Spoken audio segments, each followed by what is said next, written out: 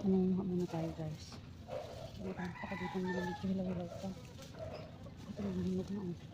Dami na hinog. Ito. So, walang hilaw na naman yung pagkain ko. Ito, hilaw. Ayan. Ito. Ayan. Hilaw pa sila. Pwede pa to. Ayan. Ito. Ito.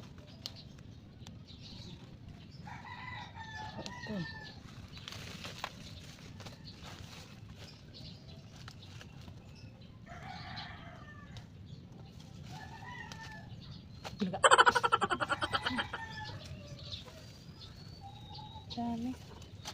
Ngayon, nanguha ako ng talbos. Kasi ilalagay din natin ito sa ating ito meron pa. Dami pa pala. Ito. Dami pa. Ito mga dahon na natin tayo.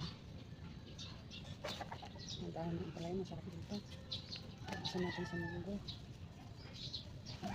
Ito guys, yung ginatapangan ng palaya ko ay ang malunggay. So, pwede din siya ihalo sa munggo. Yung malunggay yung nasa kaso. Ayan. Malunggay yan siya. Ayan. Ito mga ampalaya. Gapangan sila ng gapangan. Ito mga guys. Ito mga ako ng dahon. Dami pa eh. Daming dahon. Mahulog na tuloy siya. Ito lang. Tinatanggal ko kasi ito. Kasi ito yung kukunin ko.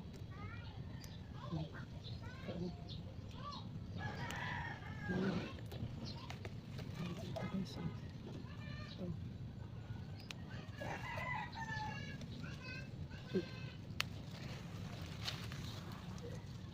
siya. Saan na nakarating. Dami mo ano, talbos. Sakto sa ano munggo. Saktong-sakto ano naman. Friday, magmumunggo ako. Pero kung tindahan na ilalagay ko kasi yung mga bata. Medyo napapaitan. Pero ito daw ang pala yung ligaw. Hindi ito ano. Hindi siya gaanong mapait. Kaya pwede silang kumain nito. Tsaka napakasustansya nito guys. Ang dahon ng ampalaya na ano. Ang pala yung ligaw. Na ano ito, masustansya. So yun. Ano kawain ko. Okay na siguro to. Kasi may mga bunga naman. Ito gustong gusto ng asawa ko to. Siya lang madalas kumakain ng bunga. Kaya nahihinog. Kasi siya lang kumakain, hindi na agad-agad. Ang dami kasi ng bunga guys. Paminsan nakikita ko na lang puro orange dito sa baba.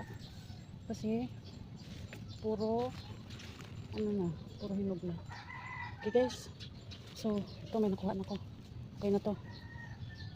Magluto muna ako. Bye!